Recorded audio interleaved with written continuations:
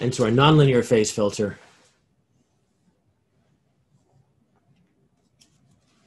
the good is that infinite nonlinear phase filters is the same thing as saying it's infinite impulse response.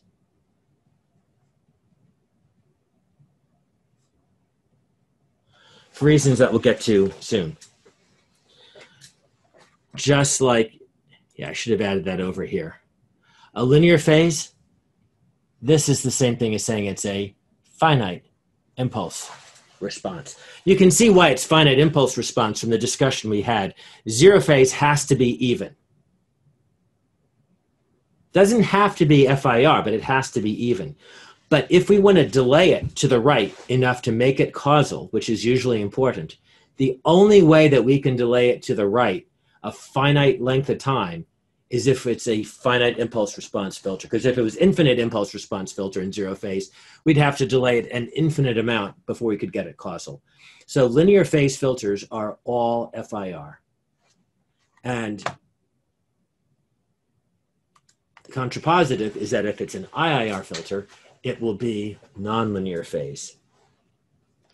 So the fact that it's an IIR filter or nonlinear phase means that it is, the good part is that it's a very powerful filter in the frequency domain. If we were to graph the magnitude of its DTFT between 0 and pi, we would find, here's what it looks like for maybe a low-pass filter. We'd find that its cutoff is very steep, much, much steeper than the equivalent FIR filter of a similar order. So an M equals an N of 8 for an IIR filter, meaning it would have 8 poles for a N equals 8th IIR filter. That might have the same steepness as a M of 100 or 200 FIR filter. So for the same complexity, it's far, far, far steeper, but the bad part you already know. The bad part is that it messes up the signal in the time domain.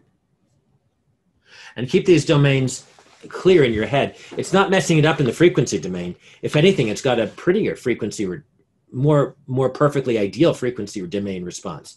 But in the time domain, if you put in a signal, what you get out, even if it's in the passband, may not look like the signal that you put in.